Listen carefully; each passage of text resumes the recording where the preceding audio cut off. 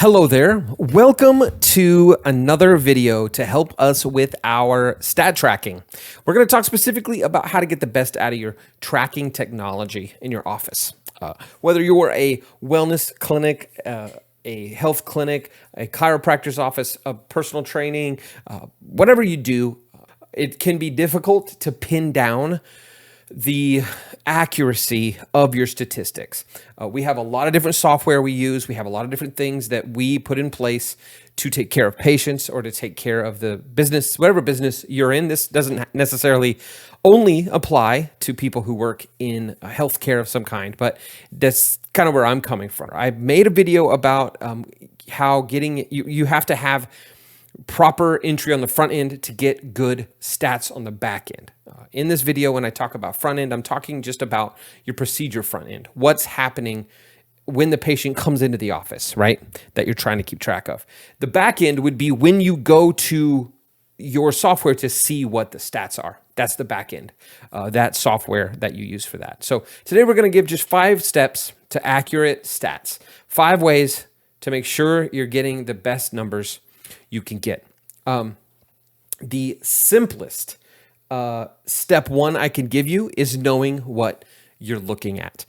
You have to have a clear picture of what you want out of your stats before you start setting up a plan for how to use them. Sometimes you're going to start with a spreadsheet, and your spreadsheet is just going to give you the basic information you need to know at the end of each month or the end of each quarter. And maybe that's the spreadsheet you already manually go in and plug in all the numbers. That's a great start, because that's what you need to know, what you're wanting to look at in your stats. Here we are in my goals breakdown for this year. So you can see here that we've established what our goals are for not only the whole practice, but over here you see all the roles in our office, what we want their goals to be as well, right? What I just showed you, what we're looking at here, is a average. So we're saying if I want this many internal referrals, then I'm going to have an average of this many and this many, right? Where this gets weird is in the services completed. If I want to complete at least this many services, this is going to grow incrementally as we go. And so because of that, I have another sheet here that I use. At our goals, we should have seen that many that week, right? Then this is dividing that by our expected collections per service. So 395 services, we collect $50 a service, we get that much money. So this gives me the picture of what I want, and it's all the goals there. This is the actual numbers, what we were actually collecting and everything. As I put these in all the way through the year, we'll finally get down here and have our totals, and I can compare. I also broke that down monthly. So this is telling me the picture I want to see. And these numbers, when I put in the actual final numbers, I'm adding those numbers in from my stat tracking software. I'm not running reports, right? I'm looking at the software that's doing the automatic tracking, and I'm pulling that in. But I have to set that report up to give me what I want to put in here, because this is what we look at the end of the year to establish this, what we call our lead flow. This is going to tell me how many I need to get to reach this goal next time, which is then this is going to tell me what my net mo needs to be, because this is my churn rate. So all my numbers are put in here. So all I got to do is type in, this is how many I have now. This is the amount of money I want to make. And this is all going to populate. But those numbers are all good for me. So I have to have this first, so that when I'm setting up my stat tracking, it's giving me what I want it to give me, right? So you have to have your clear picture first. Now, step 1 is having a clear picture. Step 2 is controlling the controllables.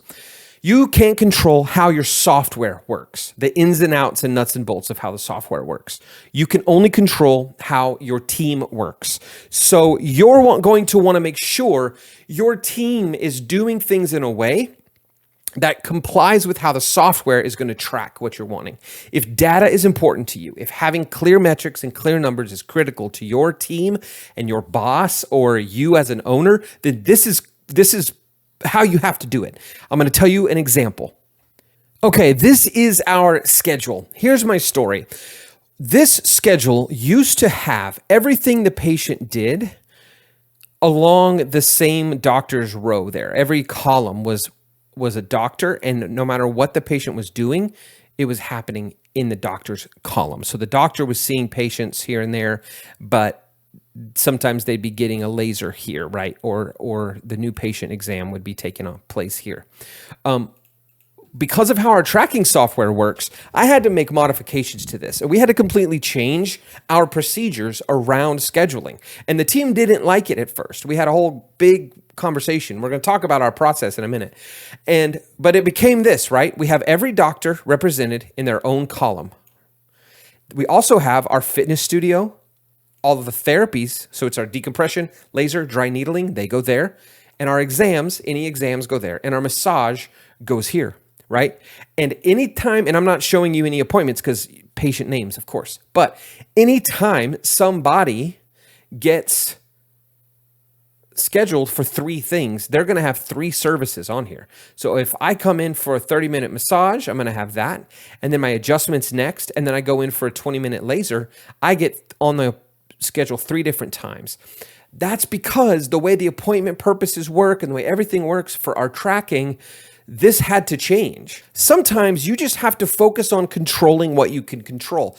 We can't control how the software finds the information that goes into our patient health information system or patient retention system. We can only change what we put in that. And so we had to change how we did it to make the software work the way we wanted it.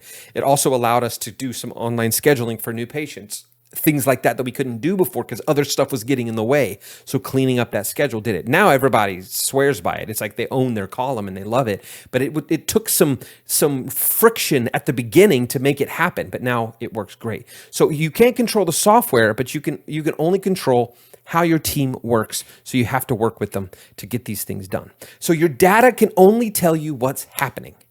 If everything that is happening is getting entered into your data.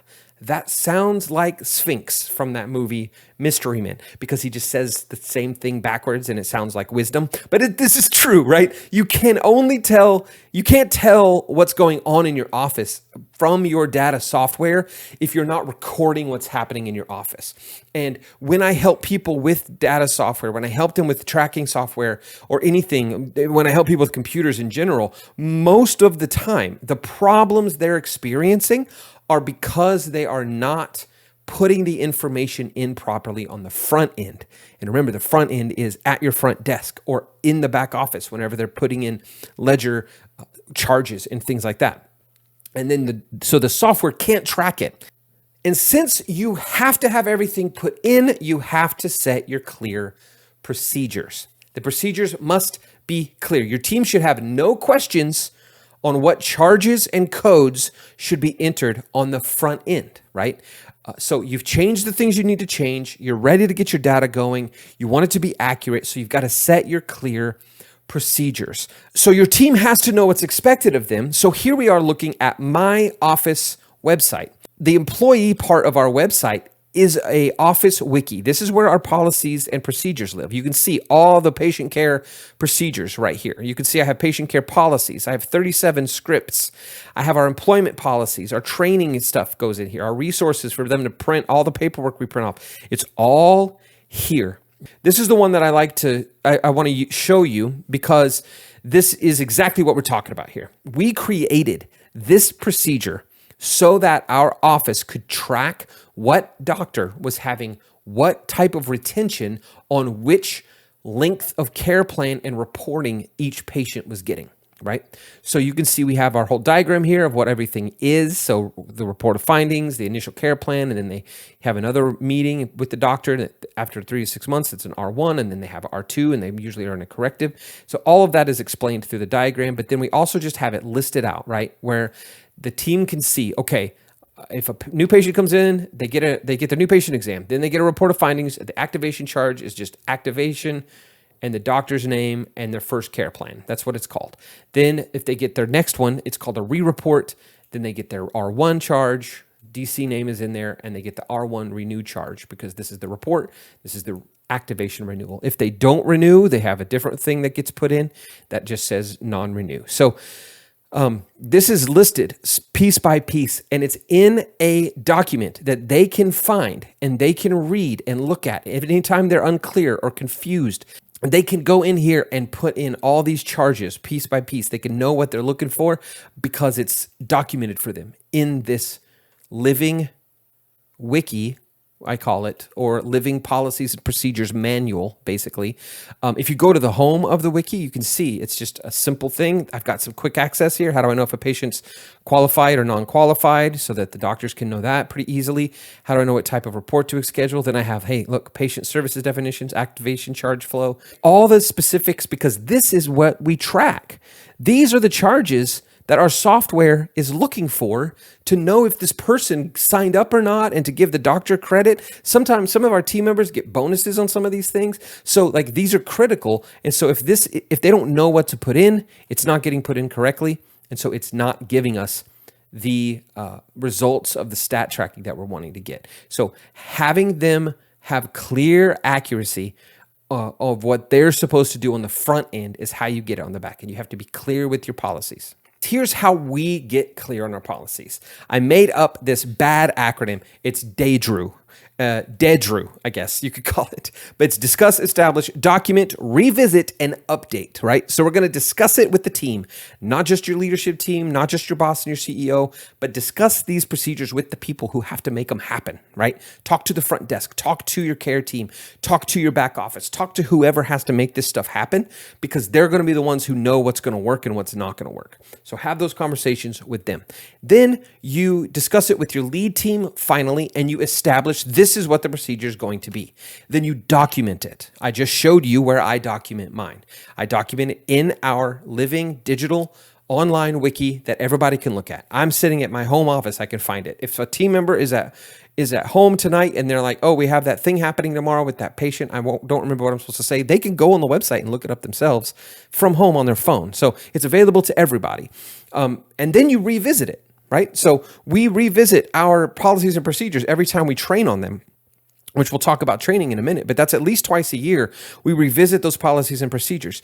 My door is always open to discuss updating and changing of policies and procedures. I have in my head, my wheels will start turning when they ask me, hey, what if we did this and this? I'll start going, okay, how's that going to affect tracking? What needs to happen next? All that stuff. But I'm open to the conversation. And sometimes, many times, we start those conversations and it ends in us changing something because it's going to work better for the people who are doing the work, right? Because I'm just sitting in my office in the back, monitoring all this stuff and plugging it into spreadsheets and helping make decisions based on these numbers. They're the ones who have to do the work of making sure the numbers are accurate. So if they establish those procedures and revisit them and help me update them, and then they have free, easy access to them, not in a book somewhere that is outdated because they forgot to change out their whole punch page, but something digital they can go in and look at, then that is the best way they're going to make sure that they are getting all that stuff done correctly. There's always time to revisit and talk about these procedures, and you're going to have to update them and keep them fresh all the time, but that's the whole point. And man, things just start clicking like a well-oiled machine, and it feels awesome to just sit in your office and know your team's out there killing it, or to go on vacation and to know your team is out there just killing it. Step 4 is to train your team. They're not going to get to this point I'm talking about right now without training. So training and meetings are not the same thing. If you're not role-playing or testing, you're not training. Now, what's role-playing? Easy. I just showed you we have 30-something scripts in our wiki. We role-play all of those. Somebody pretends to be a patient. Somebody pretends to be the doctor or the front desk or the care team member or whatever. And we go through it and pretend like we're doing it, like we're actors in a play, right? We're role-playing that situation. We meet for 2 hours every Wednesday, 30-minute meeting where we just go over stats and everybody talks about their wins and learns. And then almost every time, it's almost exactly 30 minutes in, we jump into role play, and everybody has an hour and a half of training on role play. I keep the content small enough that they can run it multiple times in that hour and a half time frame. And we have a rule where, like, you're going to train on your procedures start easy and get more difficult as you go. So you're not just doing it once and going, I'm good. No, if you're talking to somebody, pretending to talk to somebody on the phone, the first time you do it, that person's awesome and easy to talk to. The second time, they're a little more difficult. The third time, they don't understand the thing you're talking about or what we do in our office, and you're trying to convince yourself not to tell them not to come in, right? So like work on it that way. So that's role playing and testing and training. Testing is training because that is pinging your brain to see if you know what to do in a situation. All those questions and the answers, that's the training, the testing that you can do right there. So train your team on these procedures so that they know what they're supposed to put in.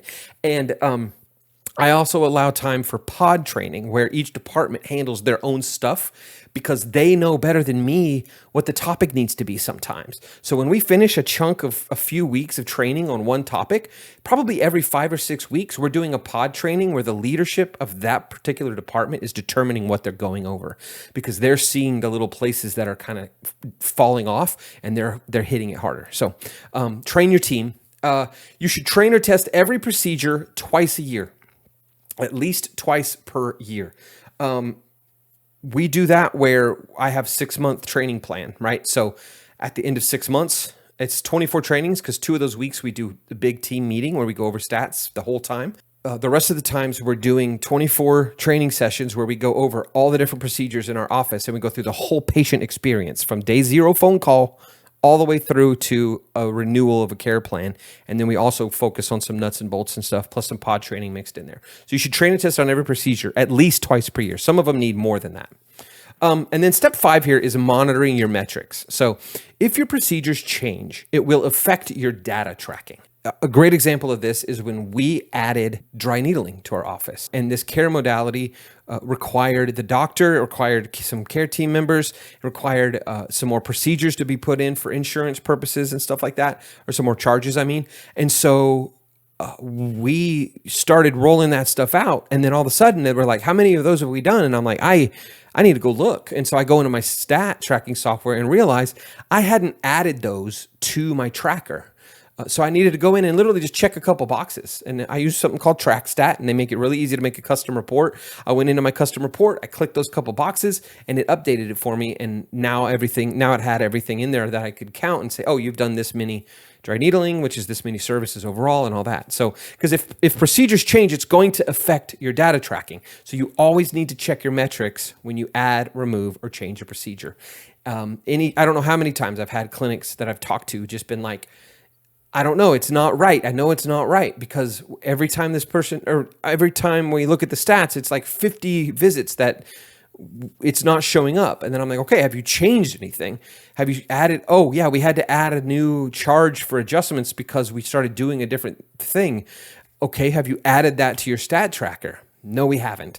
It's not going to put out the info you want if it's not getting put in on the front end. And that's exactly what it is. So even if you're putting it in the ledger, now you got to think, oh, do I have it turned on the back end to see what I'm putting in the ledger, to look for that particular item?